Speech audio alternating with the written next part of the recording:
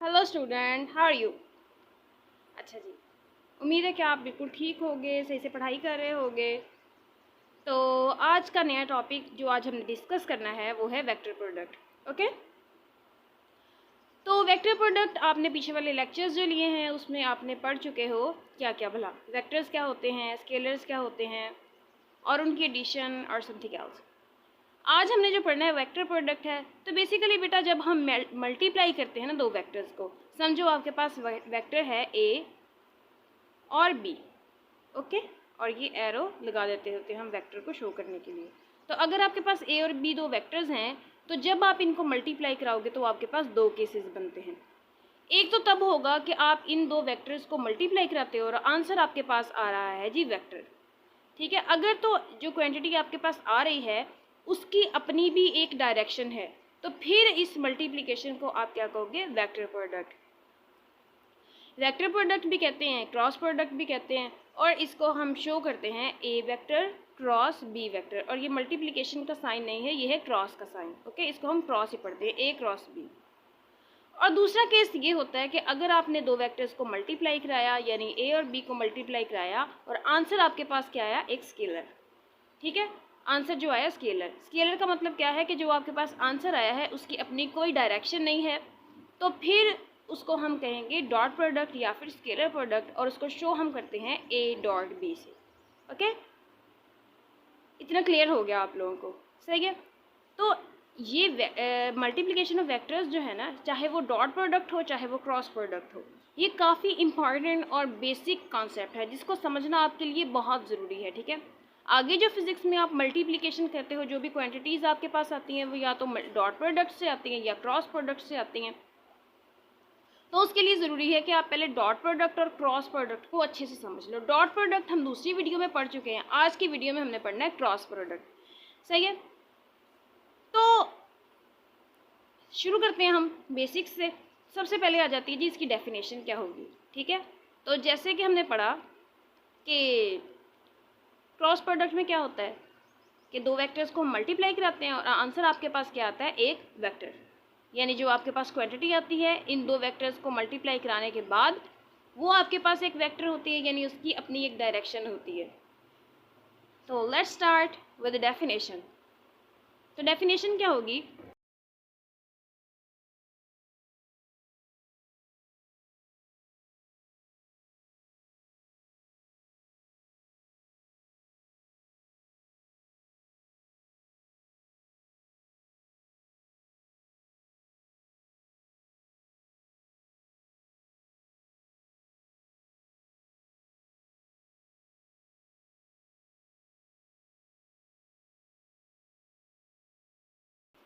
Okay. तो ये है डेफिनेशन कि आप दो वेक्टर्स को मल्टीप्लाई कराते हो। वेक्टर आपके पास है ए और बी, इनको मल्टीप्लाई कराया और आंसर आपके पास क्या है, एक वेक्टर क्वांटिटी आई। वेक्टर क्वांटिटी का मतलब ये है कि इस दोनों वेक्टर्स को मल्टीप्लाई कराने के बाद जो आपके पास नई क्वांटिटी आई है उसकी अपनी भी एक डायरेक्शन है। तो इस प्रोडक्ट को आप क्या कहोगे, वेक्टर प्रोडक्ट या फिर क्रॉस प्रोडक्ट। ओके, अब आ जाते हैं इसकी फॉर्मूला की तरफ। तो फार्मूला इसका क्या होगा, अगर आपके पास दो वेक्टर्स हैं ए और बी और आपने इनका लेना है क्रॉस प्रोडक्ट, तो वो आपके पास आएगा ए क्रॉस बी। ये बराबर होता है ए की मैग्नीट्यूड, बी की मैग्नीट्यूड और साथ में साइन थीटा, और साथ में एक चीज़ आती है एन यूनिट वेक्टर।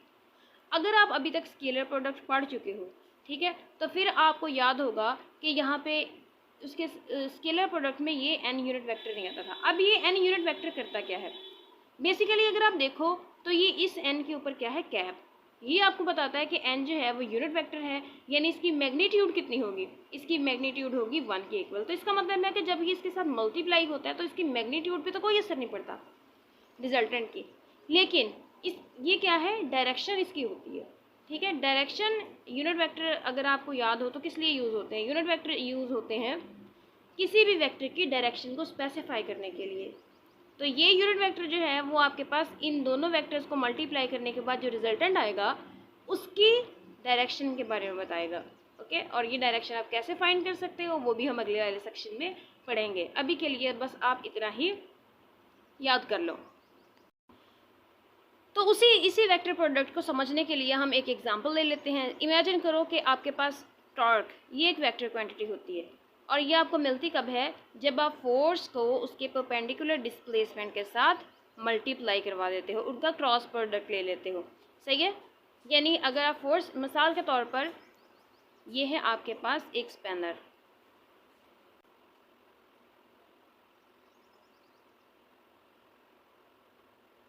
जिसको आप नट कसने के लिए यूज़ करते हो। ठीक है।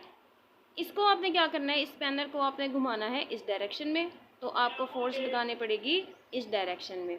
ठीक है। तो इस पॉइंट से इस पॉइंट तक का डिस्टेंस होगा L और ये है आपकी फोर्स। ठीक है। तो अगर आप इन दोनों को मल्टीप्लाई करा दोगे तो आपके पास जो आंसर आएगा वो टॉर्क होगा। इमेजिन करो कि आप यहाँ पे फोर्स लगा रहे हो जी 2 न्यूटन की। ठीक है। L है आपका 2 मीटर और ये एंगल आपके पास कितना है, 90 डिग्रीज का। सही है। तो अगर आपने फोर्स टॉर्क निकालना हो तो आप कैसे निकालोगे, F की मैग्नीट्यूड, L की मैग्नीट्यूड और साथ में आएगा साइन थीटा। तो टॉर्क आपके पास कितना हो जाएगा, फोर्स है आपके पास 2 न्यूटन, L है आपके पास 2 मीटर और साइन 90,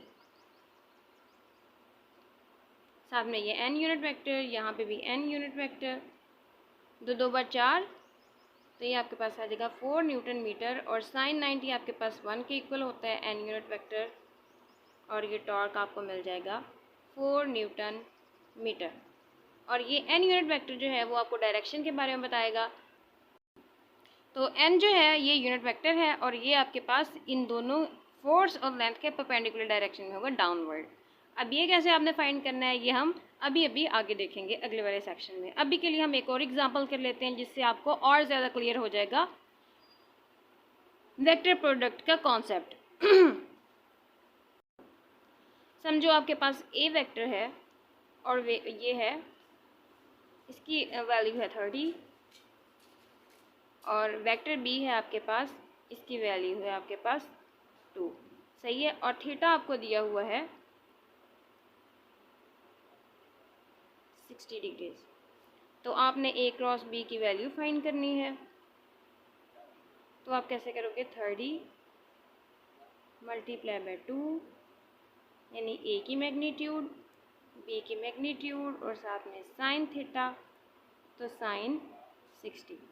ये आपके पास 60 हो जाएगा। साइन 60 की वैल्यू के साथ आपने इसको मल्टीप्लाई करा देना है तो वो आपके पास ए क्रॉस बी की वैल्यू आ जाएगी। ओके, इतना क्लियर हो गया।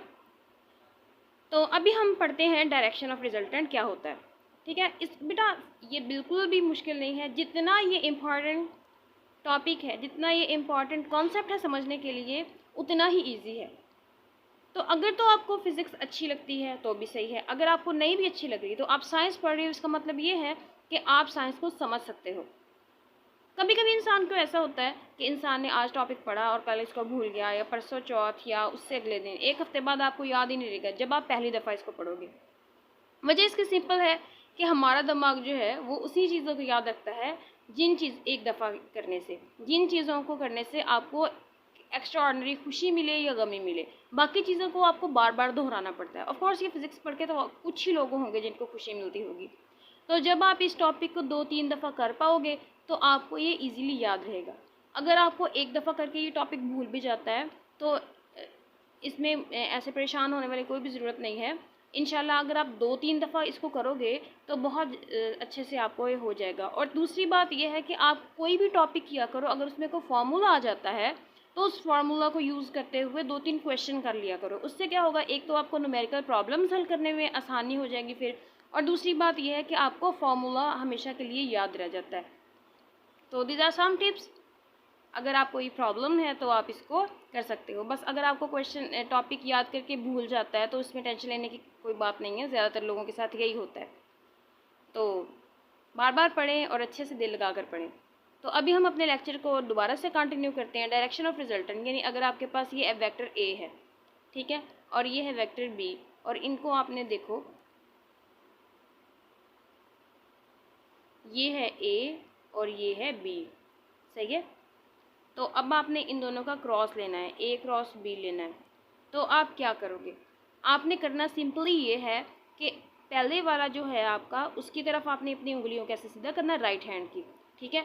सीधा करना है इस उंगलियों को, सीधा करने के बाद दूसरे वेक्टर की तरफ इसको रोटेट करा देना है, ठीक है। ऐसे रोटेट करा दिया। जब आप इसको रोटेट कराओगे ना, तो ये जो इरेक्टेड थंब होगा आपका, ये आपको क्या करेगा, रिजल्टेंट की डायरेक्शन के बारे में बताएगा। इसका मतलब है कि अगर आप ए क्रॉस बी को ऐसे करोगे तो ए की तरफ ऐसे रोटेट कराओगे और आपका थंब अपवर्ड होगा, और अगर आप उल्टी साइड में जाते हो, बी क्रॉस ए करते हो, बी क्रॉस ए अगर आपने किया, तो फिर क्या होगा कि आपकी राइट हैंड की उंगलियां जो होंगी वो बी से ए की तरफ रोटेट करेंगी और थंब आपका डाउनवर्ड पॉइंट करेगा। तो इसका मतलब ये होगा कि आपका जो रिजल्टेंट है वो डाउनवर्ड होगा, उसकी डायरेक्शन डाउनवर्ड होगी। तो इसके लिए हम क्या यूज़ करते हैं, राइट हैंड रूल यूज़ करते हैं। और राइट हैंड रूल क्या होता है, उसकी फॉर्मल डेफिनेशन अगर आपको एग्ज़ाम में आ जाती है तो वो क्या होगी, तो वो मैं आपको लिख के दे देती हूँ। तो definition of right hand rule,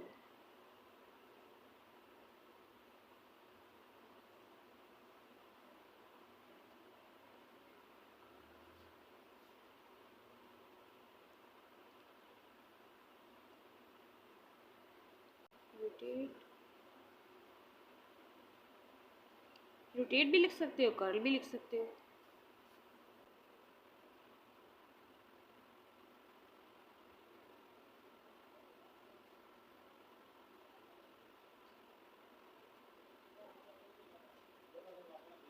from first vector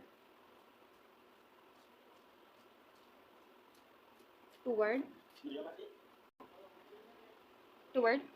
second vector, ये इरेक्टेड थंब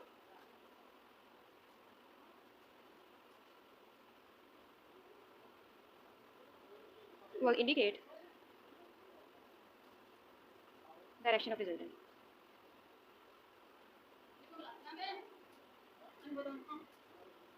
ओके, तो सिंपली आपने करना क्या है कि अब पहला वेक्टर जो आपको लिखा हुआ नज़र आ रहा है उसकी तरफ से अपने फिंगर्स को दूसरे वेक्टर की तरफ रोटेट करा लेनी है, तो इरेक्टेड थंब आपको रिजल्टेंट वेक्टर की डायरेक्शन के बारे में बता देगा। इतना आप लोगों को क्लियर हो गया? तो स्टूडेंट, अगर आपको पीछे से क्लियर हो गया तो अब हम चलते हैं अगले चीज़ की तरफ, ठीक है। ये काफ़ी इंटरेस्टिंग है, ओके, और इससे आपको काफ़ी सारे शॉर्टकट भी मिलने वाले हैं, ठीक है।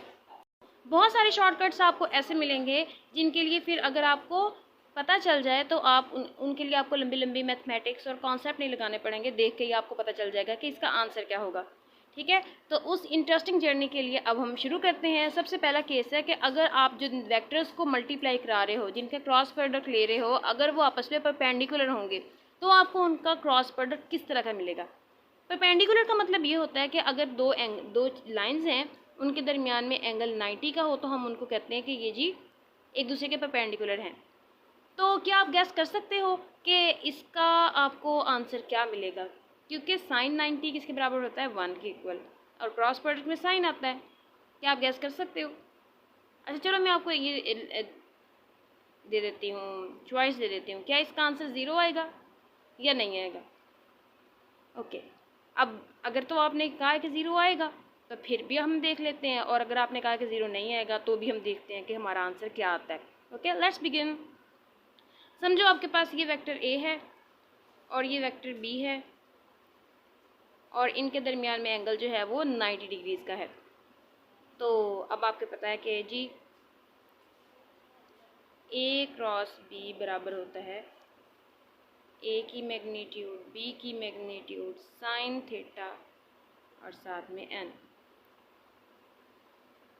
ए वेक्टर बी वेक्टर और साथ में ए की मैग्नीट्यूड बी की मैग्नीट्यूड और साइन 90 डिग्रीज़।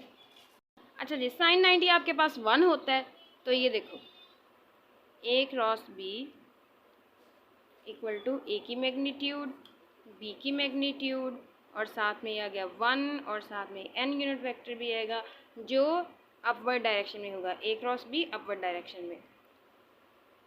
तो इसका मतलब ये है कि जो आपके पास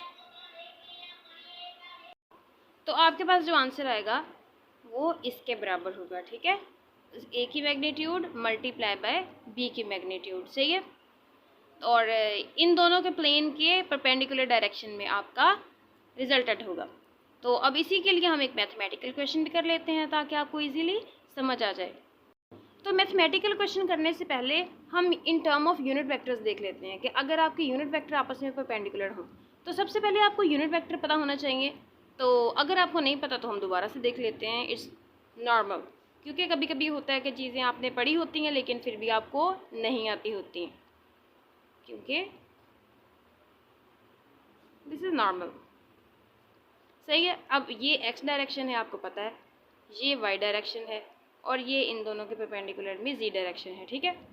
आप जानते हो कि ये तीनों जो होते हैं वो आपस में 90 डिग्रीज के एंगल पे होते हैं। तो एक्स डायरेक्शन में जो यूनिट वेक्टर आपके पास होता है ना वो होता है आई, सही है। और वाई डायरेक्शन में जो होता है वो होता है जे, इसके ऊपर आप कैप लगाते हो। और ये जी डायरेक्शन में जो होता है ये होता है के। तो इन केस अगर आपको नहीं पता कि यूनिट वेक्टर्स क्या होते हैं तो वो मैं आपको बता देती हूँ। यूनिट वेक्टर्स क्या होते हैं? यूनिट वेक्टर एक ऐसा वेक्टर होता है जिसकी मैग्नीट्यूड 1 के इक्वल होती है, ठीक है, जिसकी कीमत होती है 1 और इसकी कोई ना कोई डायरेक्शन होती है, ठीक है। तो इसका मतलब है कि अगर आप इसकी कीमत 1 है तो आप इसको किसी भी चीज़ से मल्टीप्लाई करा दो तो ये मैग्नीट्यूड पे कोई असर नहीं डालते। मिसाल के तौर पर 2 ज़रा बेक कर लो तो आंसर 2 ही आएगा आपके पास। 81 मल्टीप्लाई बाय 1 कर लो, 81 नहीं आएगा आपके पास। इसका मतलब है कि 1 को किसी भी चीज़ से मल्टीप्लाई कराओ मैग्नीट्यूड पे असर नहीं डालेगा, लेकिन चूंकि इसकी कोई ना कोई डायरेक्शन है तो डायरेक्शन पे ये ज़रूर असर डालेगा। तो हम इसको डायरेक्शन बताने के लिए यूज़ करते हैं। तो इसी का मतलब है कि अगर आपको किसी वेक्टर में आई मिल जाए तो इसका मतलब ये है कि ये वेक्टर जो है वो एक्स डायरेक्शन में है। अगर किसी वेक्टर में आपको जे मिल जाए तो इसका मतलब है कि ये जे की तरफ है। अगर किसी वेक्टर में आपको अकेला के मिल जाए तो आपको पता चल जाएगा कि ये जी डायरेक्शन में है। तो आपको आई जे और के का तो फ़र्क समझ में आ गया ना। तो अगर आप साइक्लिक ऑर्डर में जाओ ऐसे ए आई से जे की तरफ, जे से के की तरफ और के से आई की तरफ, तो फिर क्या होगा? अब इनके दरमियान में एंगल कितना है? 90 डिग्रीज का, ओके। तो लिख लो जी यहाँ पे आई क्रॉस आई, ये आ जाएगा आपके पास, सॉरी आई क्रॉस जे, क्योंकि आई और जे आपस में 90 के एंगल पे हैं। तो आई की मैग्नीट्यूड साथ में जे की मैग्नीट्यूड और साथ में साइन, एंगल कितना है? 90 डिग्रीज और साथ में आ गया एन यूनिट वेक्टर, ओके। तो अब आपको पता है कि इसकी मैग्नीट्यूड भी 1 है, इसकी मैग्नीट्यूड भी 1 है, तो आई क्रॉस जे किसके बराबर आ गया? 1 मल्टीप्लाई बाय 1 मल्टीप्लाई बाय 1 और एन यूनिट वेक्टर, और ये आपके पास आ गया I cross J equal to N unit vector. अब एन यूनिट वेक्टर क्या है? आपने पीछे पढ़ा था कि अगर आपने एन यूनिट वेक्टर फाइंड करना हो तो आप कैसे करते हो? पहले वाले वेक्टर से दूसरे वेक्टर की तरफ फिंगर कर्ल करते हो और इरेक्टेड थंब जो होता है वो आपको वेक्टर की डायरेक्शन के बारे में बताता है। अब ज़रा करो तो आई से जे की तरफ गए तो आपका डायरेक्शन किधर को आई? अपवर्ड डायरेक्शन, ये वाली डायरेक्शन आई आपकी। तो ऊपर की तरफ क्या होता है? आई और जे दोनों के परपेंडिकुलर क्या होता है? जी। तो आपके पास जी आ जाएगा ना यहाँ पे, और जी की डायरेक्शन में यूनिट वेक्टर क्या होता है? के। तो इसका मतलब है आपके पास आई क्रॉस जे ये किसके बराबर आ जाएगा? के। ओके, ये आपने चीज़ याद रखनी है कि आई क्रॉस जे हमेशा के बराबर होता है, ठीक है। इसी तरह अब हम दूसरे देख लेते हैं। अगर हम जे क्रॉस के कर लें तो क्या होगा?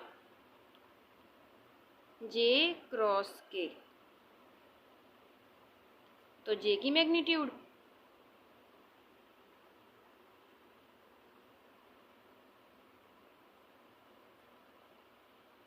के की मैग्नीट्यूड सॉरी और साथ में साइन 90 और साथ में एन यूनिट वेक्टर। अब ये क्या होगा? जे और के दोनों आपके पास 1 के इक्वल हैं क्योंकि इसकी मैग्नीट्यूड कितनी है? 1। साइन 90 भी 1 होता है और साथ में एन यूनिट वेक्टर आ गया। अब देखो बच्चे कि जे क्रॉस के आपके पास किसके बराबर है? एन यूनिट वेक्टर के। अब एन यूनिट वेक्टर कहाँ से लेना है आपने?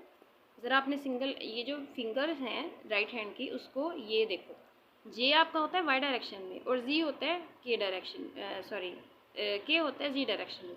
तो फिंगर को कर्ल कर लो ज़रा, तो इरेक्टेड थंब आपका किधर जा रहा है, इस डायरेक्शन में। इधर क्या है, ऑफ कोर्स जी है, ये एक्स, देखो एक्स है ना, ऐसे करोगे तो ये आपका एक्स डायरेक्शन में है।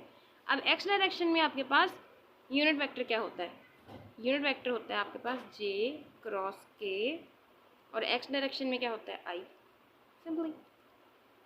तो ये आपके पास जे क्रॉस के आ जाएगा आई के बराबर। तो ये भी आपके पास एक शॉर्टकट आ गया। जहाँ पे भी आपको जे क्रॉस के आ जाए तो वहाँ पे आपको सिंपली आपने आई लगा देना है, ठीक है। आपको ज़्यादा ये सारा फार्मूला लगाने की ज़रूरत ही नहीं है। फिर आगे आ गया आपके पास, अब आपने आई क्रॉस जे भी कर लिया, जे क्रॉस के भी कर लिया, के क्रॉस आई कर लो तो क्या होगा,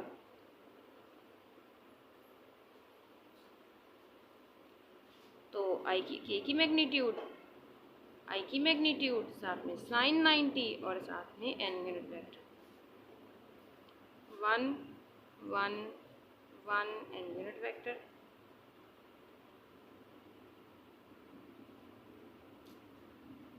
अब देखो के है आपका इस डायरेक्शन में और आई है आपका इस डायरेक्शन में। के से आई की तरफ किया तो इरेक्टेड थंब आपका किधर आया, वाई डायरेक्शन में ना, वाई भी ऊपर की डायरेक्शन में है, ये आपका इरेक्टेड थंब भी वाई डायरेक्शन में है। तो आपके पास वाई डायरेक्शन में कौन सा यूनिट वेक्टर होता है, जे। तो के क्रॉस आई क्या आया आपके पास, के क्रॉस आई आया आपके पास जे की इक्वल, सही है।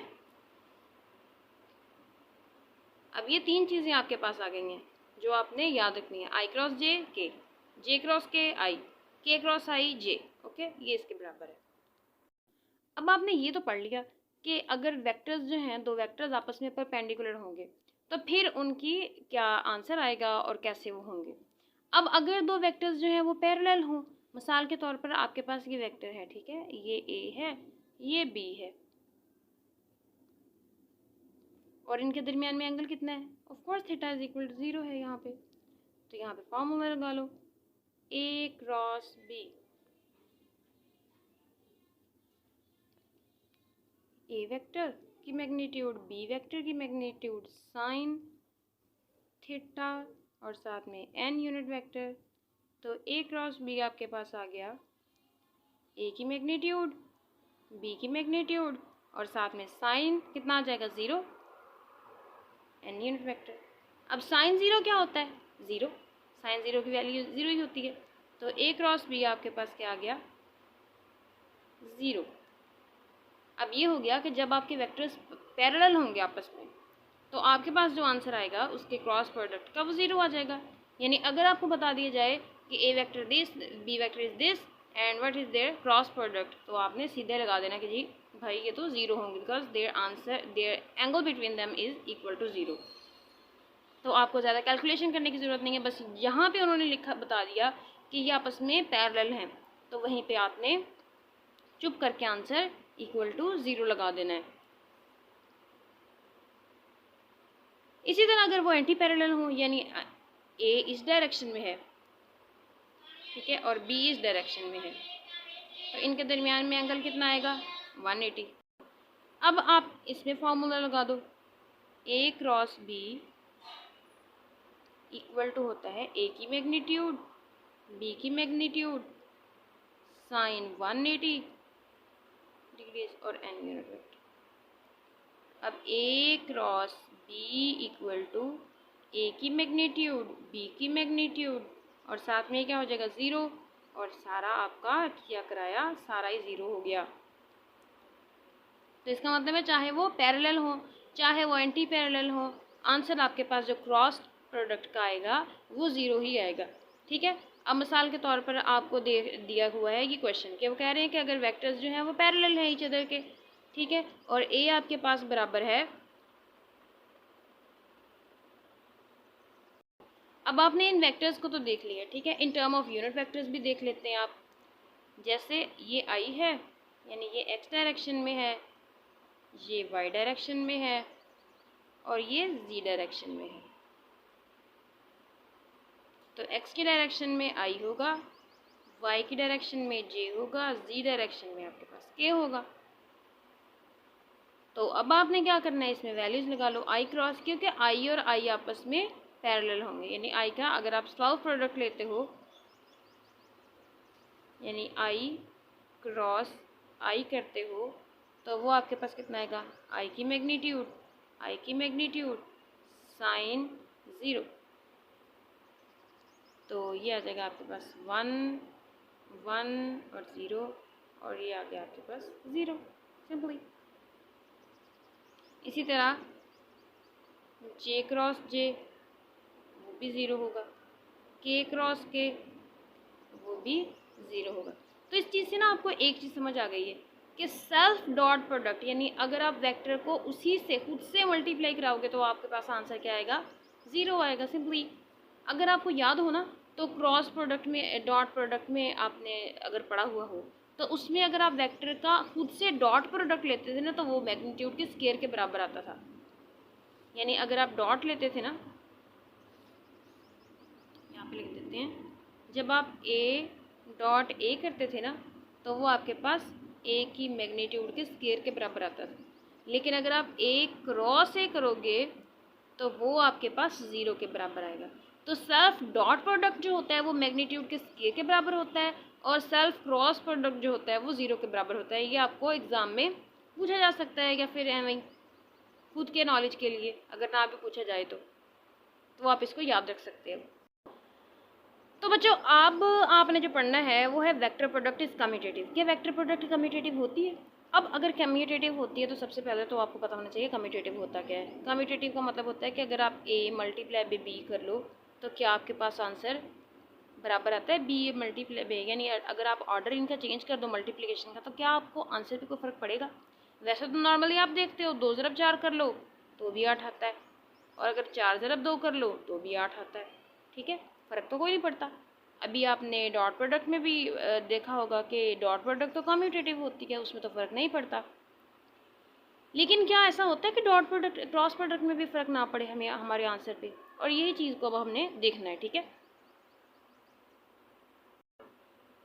अगर आपके पास ए क्रॉस बी होगा, ओके, तो अब ये देखो वेक्टर पहले हम बना लेते हैं। ये है ए और ये है बी। तो जब आप ए से बी की तरफ जाओगे तो थंब आपका अपवर्ड होगा, तो इसका मतलब ये होगा कि आपकी डायरेक्शन जो होगी वो अपवर्ड आएगी। अब अगर आप, ठीक है, और अगर आप नीचे की तरफ जाते हो यानी बी क्रॉस ए करते हो, अब क्या करना है आपने, इसी राइट हैंड को लेना है, इसी की फिंगर्स को ऐसे कर्ल कर देना है, और इरेक्टेड थंब आपका किसकी तरफ आ रहा है, नीचे की तरफ। तो इसका मतलब क्या होगा कि डाउनवर्ड आ गया, क्योंकि फ़र्क कुछ भी नहीं पड़ना, मैग्नीट्यूड इन दोनों की सेम है, क्योंकि मैग्नीट्यूड की तो कोई डायरेक्शन नहीं ना होती। तो ए बी साइन थीटा और B magnitude A magnitude sine theta. अब इतने का कोई प्रॉब्लम नहीं है, इतना तो सेम है, इतने का आंसर सेम आएगा। प्रॉब्लम कहाँ पे होनी है, इस एन यूनिट वेक्टर, इस एन यूनिट वेक्टर में। इसके वाला जो यूनिट वेक्टर है वो अपवर्ड है, इसके वाला जो यूनिट वेक्टर आ रहा है उसकी डायरेक्शन डाउनवर्ड है। तो इसका मतलब होगा कि हमें यहाँ पे इन डायरेक्शन को स्पेसिफाई करने के लिए कुछ ना कुछ करना पड़ेगा। तो हम कह सकते हैं कि ए क्रॉस बी जो है वो इक्वल नहीं होता बी क्रॉस ए के, क्योंकि डायरेक्शन का तो बड़ा अमल दखल होता है वेक्टर्स में। डायरेक्शन चेंज की तो सारा कुछ ही चेंज हो जाना है। तो इसका मतलब है कि ए क्रॉस बी क्रॉस ए के बराबर नहीं होता। क्यों? इसलिए नहीं कि इनकी मैग्नीट्यूड सेम नहीं आती, मैग्नीट्यूड सेम आती है, सिर्फ डायरेक्शन डिफरेंट हो जाती है, एक दूसरे के उल्टे हो जाते हैं। ये 180 पे रोटेट कर जाते हैं, अगर एक ऊपर को है तो दूसरे नीचे को, अगर एक लेफ़्ट को जाएगा तो दूसरे राइट को चला जाएगा। लेकिन हम एक चीज़ कह सकते हैं कि ए क्रॉस बी जो है वो बराबर होता है minus of B cross A के, minus of B cross A के। यानी इसका मतलब क्या है कि आपने नेगेटिव लगा दिया है इसके अंदर जो डायरेक्शन को शो करा रहा है। इसका मतलब है कि मैग्नीट्यूड तो सेम है, बस फ़र्क किस चीज़ का है, इस माइनस का जो डायरेक्शन को शो करता है। तो इससे आपको पता चल गया कि वेक्टर प्रोडक्ट जो होती है वो कम्यूटेटिव नहीं होती। जब आप ऑर्डर चेंज करोगे, डायरेक्शन चेंज होगी, तो एज अ रिज़ल्ट पूरे का पूरा आंसर ही चेंज हो जाएगा। स्टूडेंट अभी हमारा ये है लास्ट सेक्शन, ठीक है। अल्हम्दुलिल्लाह आप लोगों का सब्र जो है, मैं देख रही हूँ ऑलमोस्ट 40 मिनट की वीडियो हो चुकी है और आप कह रहे होगे कि मैम बस नहीं कर रही। तो बस ये लास्ट टॉपिक है और लास्ट ही है। इसके बाद हम एक ही प्रॉब्लम करेंगे और बस फिर आप लोगों की जान छूट जाएंगे इस लेक्चर से। ओके, तो समझो अगर आपको कंपोनेंट की फॉर्म में दिए हुए हों, यानी ए आपको दिया हुआ हो 2i + 3j - k और बी आपको दिया हुआ हो, कोई बड़ा सारा नहीं लिखना, हमने छोटा सा लिख लेते हैं, यानी i - j + k। ठीक है, क्योंकि हमारा काम क्या है, हमने लेना है कॉन्सेप्ट, हमने कोई ऐसे कॉम्प्लेक्स क्वेश्चन नहीं करने। कॉन्सेप्ट जब लेना होता है ना तो उसके लिए हम सिंपल क्वेश्चन ही रखते हैं। बाद में जब हमें ये चीज़ें समझ आ जाती हैं उसके बाद फिर हम ऊपर ऊपर अपना लेवल अप करते जाते हैं। ठीक है, चलो फिर जी ले लो A क्रॉस B। कैसे लोगे आप? आपको तो इसका मेथड ही नहीं पता। खैर मैं किस लिए हूँ, मेथड ही बताने के लिए आई हूँ।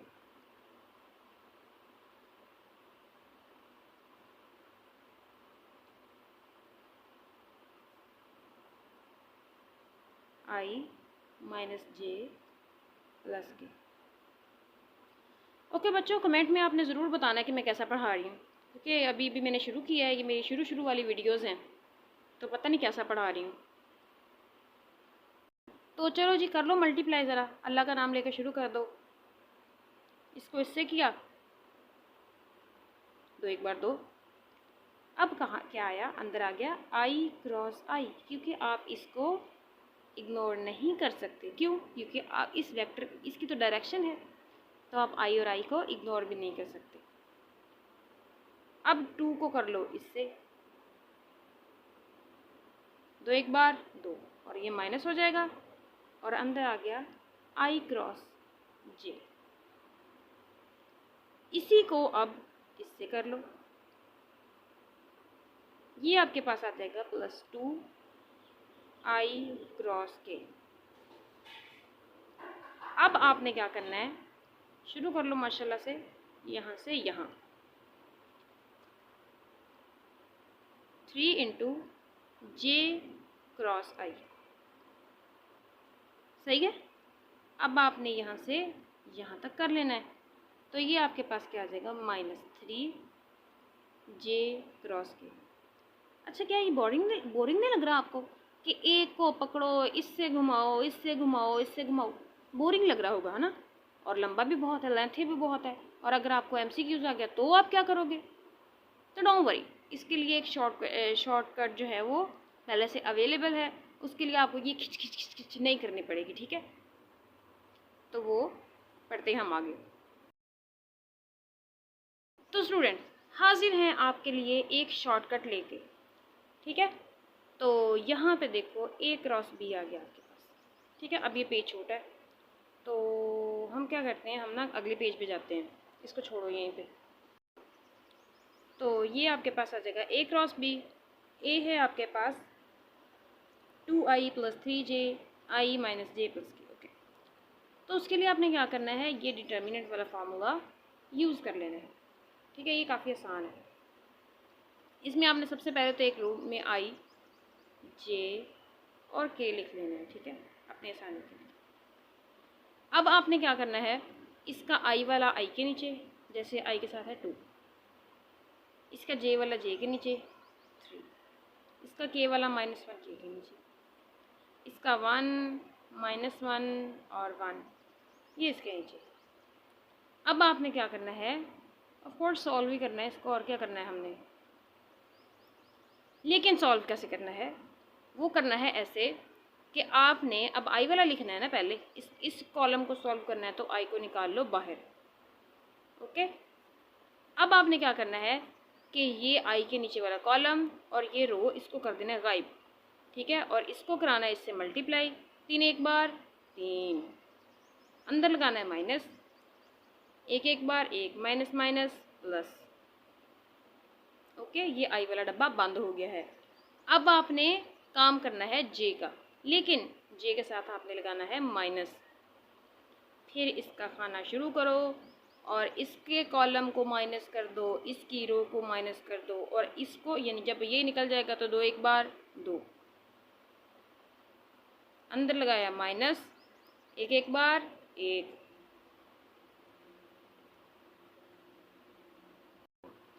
ओके, अब आपने क्या करना है, अब लगाना है के। ठीक है, अब क्या जाएगा, फिर ये वाला कॉलम, ये वाली रो गई, और ये 2 एक बार, 2 -2 अंदर लगाए -3 एक बार, 3। ओके, तो ये आ गया आई आपके पास, ये आ गया 2 माइनस जे माइनस माइनस प्लस हो गया 3 प्लस माइनस माइनस प्लस हो गया के इंटू -5। तो ये आ गया आपके पास 2i -3j -5k। ओके, कैसा रहा, अच्छा रहा ना। तो ये आप यूज़ कर सकते हो किसी भी 2 वेक्टर्स की मल्टीप्लिकेशन लेने के लिए।